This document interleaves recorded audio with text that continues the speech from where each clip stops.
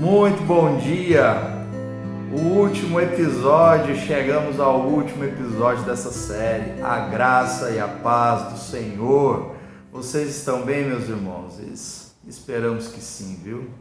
Se alegre nesse dia, meu irmão. Se alegre nesse dia, minha irmã. Permita que o Espírito Santo de Deus ministre no seu coração. Aleluia! Chegamos então ao último episódio desse nosso maná, Sermão do Monte Macários. Receitas ou ingredientes da felicidade. Vamos lá? Hoje eu não vou ler o texto para que a gente venha ganhar tempo, mas a exposição de hoje, o maná de hoje, ele está pautado ali entre os versos 13 e 29 do capítulo 7 do Evangelho de Mateus. E o texto bíblico de hoje ele vai tratar sobre um assunto muito bom.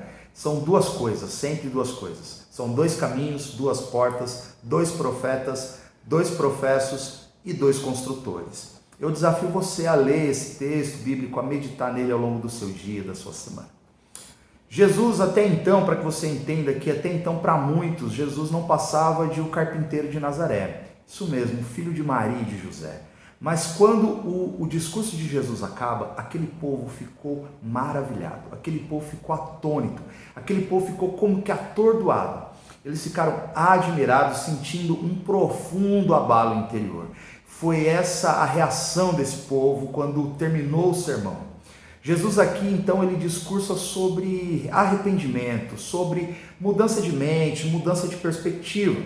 Para que a gente entenda um pouco, o governo da graça, meu amado irmão, é diferente. Ele transforma pessoas em cidadãos do reino. Que reino é esse? É um reino de paz, de justiça e de alegria no Espírito.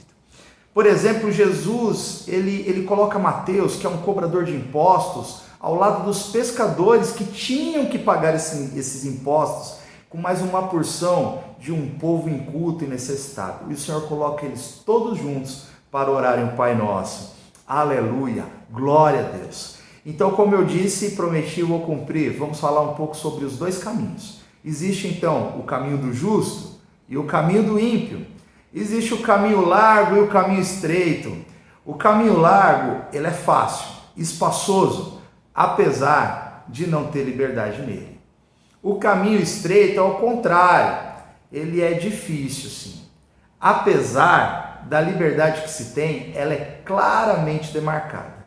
O caminho largo é o caminho do eu, meu irmão, é o caminho da autoafirmação, é o caminho da massa. Enquanto que o caminho estreito, ele é o caminho da via de Jesus. É o caminho dos poucos, viu? Comparado ao tamanho da humanidade, sim, é o caminho dos poucos. Porém, é o caminho que termina na vida interminável de Jesus. Falamos sobre os dois caminhos. Vamos falar um pouco sobre os dois profetas. Os dois profetas, um que é falso e o outro que é verdadeiro. E como descobrir isso? A gente só descobre isso com uma análise sensível, com uma análise sensata, uma análise sábia e prudente. Jesus nos ensina a fazer essa análise.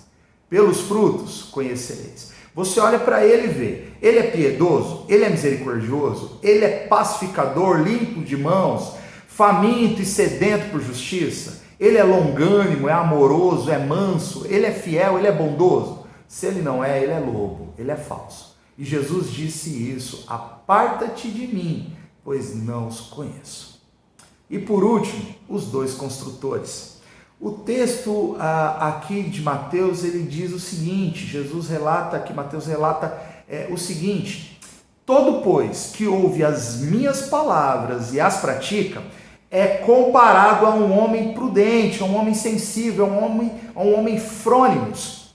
Portanto, temos dois ouvintes, um que pratica e o outro que não pratica, um que é obediente e o outro que é desobediente, um que edificou sua casa sobre a rocha e o outro que edificou sua casa sobre a areia.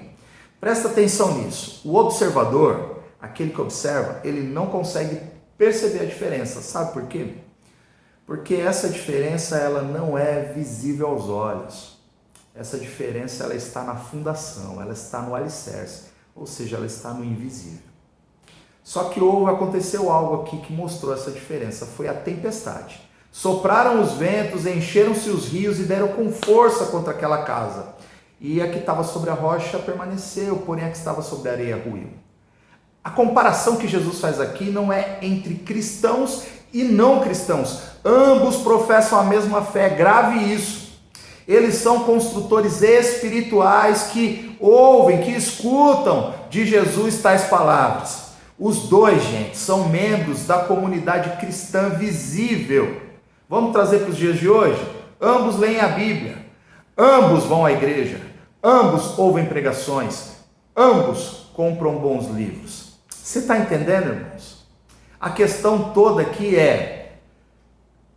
os alicerces, eles estão ocultos aos nossos olhos. Então a pergunta que eu faço a pergunta não é se ouvem ou se escutam ou mesmo se respeitam, mas sim se fazem a vontade do meu Pai. É isso que Jesus disse.